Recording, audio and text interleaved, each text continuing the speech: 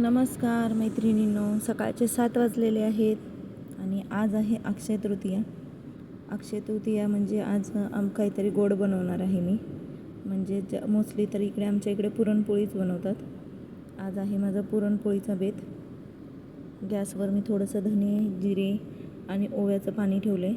मी ते कधी अधूनमधून मी सकाळी ते गरम पाणी घेते, त्याच्यामुळं जरा पोट पण साफ राहतं आणि आपलं पोटावरची जी चरबी आहे ती पण कमी व्हायला थोडीशी मदत होते.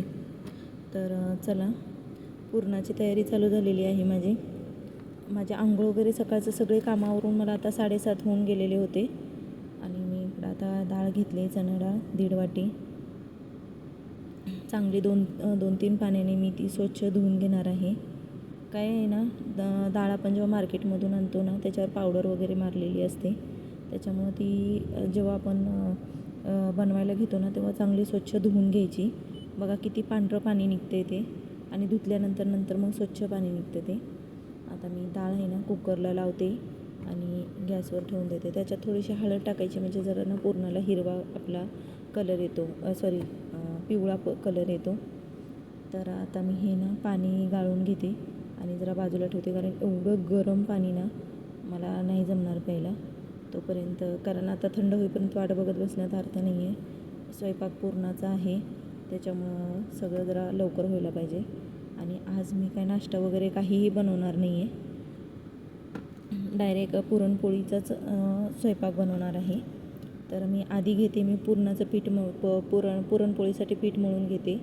तर त्यासाठी ना मी थोडासा मैद्याचा वापर करते, म्हणजे कसं पुरणपोळी ना थोडंसं पीठ कसं मैदा टाकला ना तर पोळी ना अशी फाटत नाही लवकर आणि लांबते पण बऱ्यापैकी चांगली. त्या पिठामध्ये ना मी थोडी हळद टाकले, म्हणजे पुरणपोळी ना अशी पिवळी दिसेल. आणि आता हे दुसरं पीठ मळायला घेते मी चपातीसाठी, कारण मला चपात्याही बनवायच्या आहेत माझ्या मिस्टरांसाठी, कारण त्यांना पुरणपोळी जास्त आवडत नाही आणि मला आणि माझ्या मुलाला ना पुरणपोळी खूप आवडते. तर आता मी दोन्ही पिठं ना असे मळून घेते आणि बाजूला ठेवून देते झाकून. कुकरच्या शिट्ट्या होत आहेत. पाणी जरा थंड नाही, कोमटच होतं पाणी. त्यात ना मी थोडंसं ना काळं मीठ टाकते, कारण काय होतं माहिती आहे का, आपलं जे मेथ्या आहेत ना त्याचं पाणी खूप कडू असतं. मेथ्या उकळलं त्याचं पाणी खूप कडू असतं, त्याच्यामुळे थोडा कडवटपणा ना, तो काळं मीठ टाकलं ना थोडंसं टेस्ट पण येते त्याला आणि जरा प्यायला पण जरा बरं वाटतं. आता इकडं ना मला कटाची आमटी पण बनवायची आहे, त्यासाठी ना वाटणाची पण तयारी करते आणि भजे पण बनवायचे आहेत. तर भज्यासाठी पण मी ना पीठ भिजत ठेवणार आहे. तर आता इकडं ना मी खोबरं कट करून घेतलेलं आहे आणि कांदा आणि हिरवी मिरची पण कापून घेते भज्याचं पीठ भिजवण्यासाठी. खोबरं ना आता कोणी खिसून घेतं, मी कट करूनच घेते. पण एक लक्षात ठेवायचं, जर आपण कुठलंही वाटण जेव्हा तुम्ही बनवता ना, खोबरं कोणाकोणाचं ना मध्ये तसंच राहतं पीस, असं कट करून घेतल्यानंतर, म्हणून बरेच जण खिसून वापरतात. तर काय करायचं, खोबरं ना असं भाजलं ना, त्याच्यामध्ये थोडंही पाणी न लावता सुक्कं खोबरं वाटून घ्यायचं मिक्सरला. त्याच्यामुळं काय होतं माहिती आहे का, ते बारीक होतं आणि असं मध्ये ना अख्खं म्हणजे पीस राहत नाहीत असे जाड वगैरे, पूर्ण बारीक होतं. ट्राय करून बघा. आता मी ना तोपर्यंत इकडं माझं कांदा आणि हिरवी मिरची झालेली आहे कट करून, आणि बेसन पीठ ना मी भिजवायला घेते. काल बघा मी बेसन बनवलेलं माझं, तो माझा भिड्याचा तवा आहे बघा, त्यावरच मी ना ते खोबरं भाजून घेतले.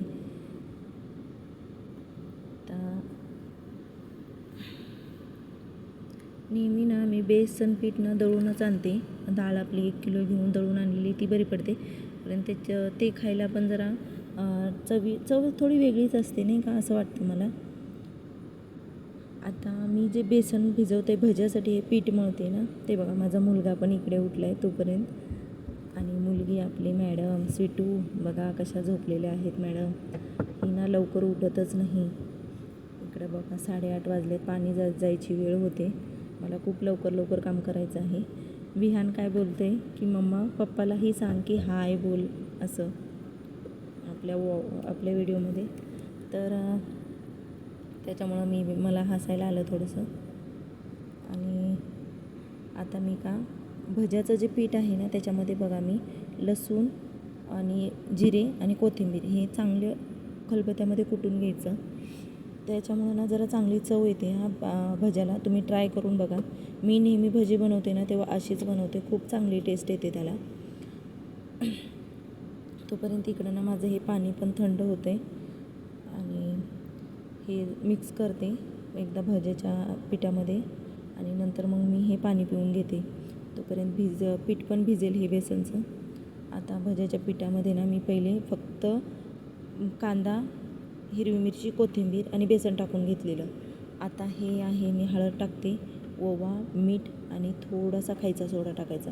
ओवा टाकला ना कोणाकोणाला बेसनमुळे बघा त्रास होतो, बेसनच्या पिठामुळे पोटात गॅस, ॲसिडिटीचा वगैरे, तर ओवा टाका. त्याच्यामुळं जरा चव पण येते भज्यांना आणि पोटात थोडं गॅस पण पकडत नाही. आणि खायचा सोडा का टाकायचा, तर भजे ना थोडं नरम पण होतात.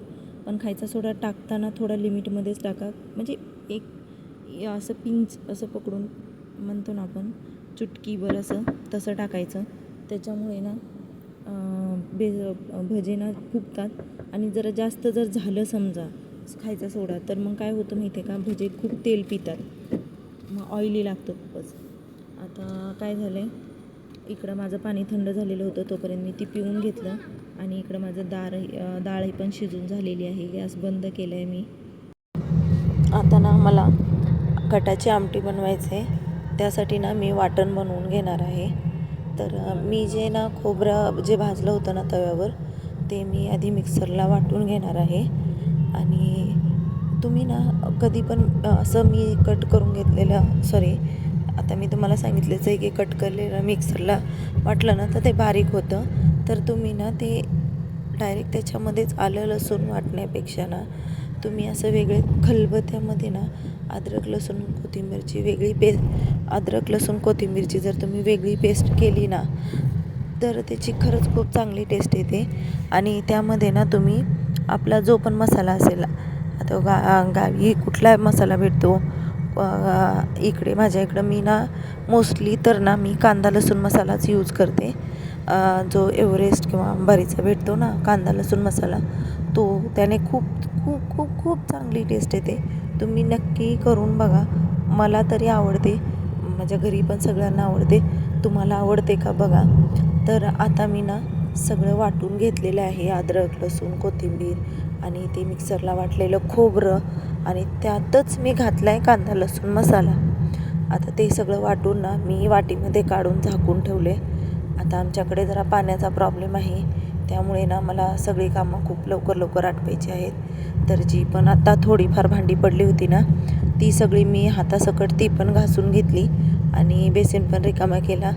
आता हा हंडा पण मी घासून धुवून भरणार आहे, कारण दुपारी आपल्याला पाणी लागतं काही चहा वगैरे बनवायला, काय अजून काही बनवायचं असेल तर पाणी लागतं.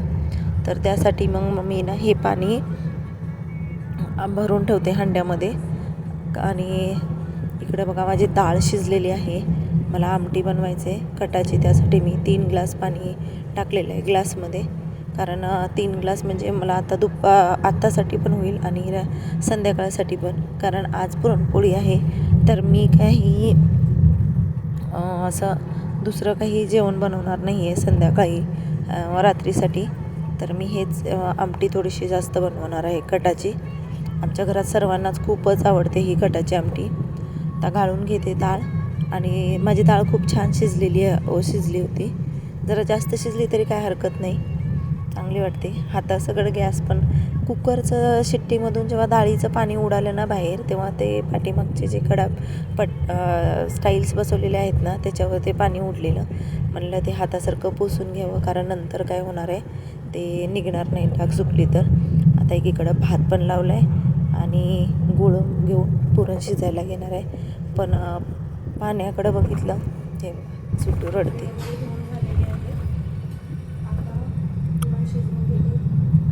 भजी, पापड, कटाची आमटी. तर इकडं पुरण शिजायला ठेवले मी, आणि आधी पुरण शिजण्याच्या आधी बघा मी कपडे धुवून घेतले. कारण स्वीटू उठलेली आहे, पण तिची अजून आंघोळ झालेली नाही आहे. पुरण इकडं शिजवून घेते. कपडे झालेले आहेत आता सुकवायला टाकायचे, पण ते सगळं जेवण झाल्यानंतर टाकेन, कारण आधी जेवण सगळं आटपून घेते. एकदा जेवण आटपलं ना की मग बरंचसं काम माझे 70% काम संपलेलंच आहे असं वाटतं मला. कारण मुलांना पण आता जेवण करायचं आहे, ते पण भूक लागली बोलतील. त्यांना पण लवकर जेवायची सवय आहे. आता कढईसाठी बघा, माझ्या गॅलरीमध्ये ना कढीपत्त्याचं झाड आहे ना, खूप मोठं आलेलं आहे. मी जास्त तर त्याचाच कढीपत्ता वापरते. आता आमटीसाठी ना तो कढीपत्ता मी तोडून आणला आहे. इकडं पुरण शिजते, तोपर्यंत दुसरा गॅस खालीच आहे. त्याच्यावर आहे ना मला भजी, पापड आणि कटाची आमटी मी एकाच कढईत करून घेणार आहे. म्हणजे भांडी पण वेस्ट जायला नको, भांडी पण जास्त पडायला नकोत. आणि ती जे कढईला तेल लागलेलं असतं ना, ते धुवून वेस्ट जाण्यापेक्षा त्यातच बनवलं तर मग होऊन जातं. आणि तेलाचं पण रियूज नाही करायची गरज पडणार नाही आहे मला. तर आता बघा, इकडं ना मी पुरण शिजते तोपर्यंत इकडं मी ना तेल टाकून घेते कढईमध्ये. तेल तापतंय बघा. मी माझे पापड यावर्षी संपलेत लवकरच तांदळाचे. तर मी ना आता त्याच्यामध्ये मी आपल्या इथं जे माझ्याकडे छोटे जे आहेत मार्केट छोटे, तर तिथून छोटे मार्केट म्हणजे आपला बाजार, सुपर मार्केट वगैरे असं, तर तिथून मी हे पापड आणलेले आहेत कलरचे. तर ते पापड मी आता तळून घेते आणि त्याच्यानंतर मग त्यातच मी भजी तळून घेणार आहे. तर आमटीचं पण बघा, कटाचं हे काढून ठेवलं मी, एळवणी काढून ठेवलं त्याचं. आमच्याकडे एळवणी बोलतात, तुमच्याकडे काय बोलतात मला काही आयडिया नाही आहे एवढी.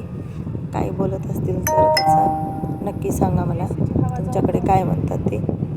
ओके, तर आता भजे पण पीठ मस्त बुरले माझं भज्याचं. तर इकडं पुरणाकडं पण लक्ष द्यावं लागेल, नाही तर पुरण खाली करपलं ना तर सगळंच वाटच लागली.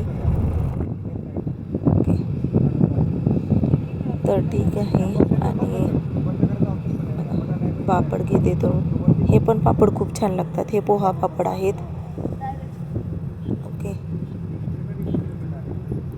पापड तळून झालेत माझे. आता पापड तळली ना तर लगेचच ती पापड आहे ना एखादा पॉलिथिनमध्ये प्लास्टिकच्या पिशवीमध्ये ना ते पॅक करून ठेवा, नाही तर लगेच नरम पडतात आणि ते मग काही चव लागतच नाहीत. पुरण बरोबर शिजवून घेते मी कढईमध्ये. आता पापड झालेले आहेत तळून. स्वीटू मध्ये खूप रडत होती, झोपेतून उठलेली, तिची अजून आंघोळ वगैरे झालेली नाही आहेत. माझे मिस्टर आहेत, ते आज मुलांना आंघोळ घालतील.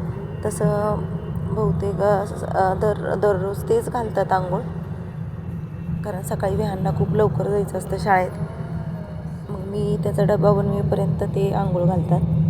तर इकडं भजे घेतलेले आहेत तळायला मी. आणि इकडे बघा, त्यांची चाललेली आहे पूजा. आज अक्षय तृतीया पण आहे, अक्षय तृतीया आहे, 3.5 मुहूर्तापैकी एक. आणि माझे बघा भजे कसे होते, कमी तेलात पण फ्राय होतात, खूप छान होतात. आणि खरं सांगू का, खूप छान झालेली भजी बरं का, खूप छान झालेली भजी ही. म्हणजे मी जोपर्यंत तळत होती ना तोपर्यंतच मुलांनी संपवली आणि माझ्या मिस्टरांनी. स्वीटूचं काय चाललंय आमच्या, हिला ना प्रत्येक कामामध्ये ना लुडबुड खूप करायची असते. आणि पप्पाची लाडकी आहे त्याच्यामुळं पप्पा काय ओरडणार नाही, तिला माहिती. ओके, आता बघा किचनवर किती पसारा दिसतोय माझ्या. पुरण म्हणलं ना तर भांडी पण खूप पडतात. आणि किती आयटम बनवतो ना आपण, भजी, पापड, पुरणपोळी, कटाची आमटी, दूध, तूप. अरे आता इकडं माझं जेवण चालू आहे तोपर्यंत मिस्टरांनी माझ्या आज पूजा आटपून घेतली. ते मला हसत होते. आणि राहिलेली भजी मी परत कारण सुटू रडत होती म्हणून मी परत गॅस बंद केलेला आणि भजी वगैरे राहिलेली तळून घेतली. आता थोड्या वेळाला आता बघा ही घेतली मी कटाची आमटी करायला. ते जे आहे ना वाटण बनवलेलं, तर आधी तेल मोहरी टाकली मी, जिरे मोहरी कढीपत्ता टाकला आणि लगेच मी त्यातमध्ये ते वाटण टाकून घेतलं. आणि मग तेलातच मसाला टाकायचा म्हणजे ना त्याचा ना खूप चांगला फ्लेवर येतो. तो मसाला तळला ना आपला जर लाल तिखट किंवा घरचा काळा मसाला असेल तर हे बघा हे कसे कपडे. हे कुठलं गाणं म्हणते तुम्हाला समजते का बघा. हा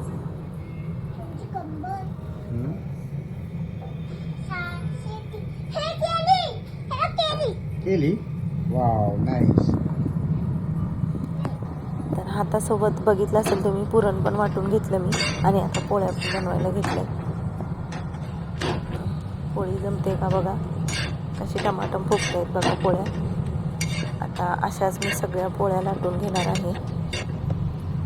तर हा आहे अक्षय तृतीयाचा व्हिडिओ माझा. थोडा पोस्ट करायला मला लेट झाला कारण हा व्हिडिओ मी एडिट केला पण माझ्याकडे सेवच होत नव्हता. तर मग मला जरा स्पेस कमी करून परत करायला घेतला, परत एडिट करून टाकते.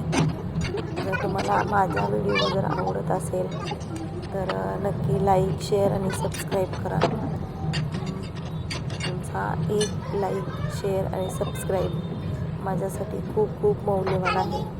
इकडे बघा ह्यांचं काय चाललंय मस्ती. दिवसभर यातच माझा दिवस जातो.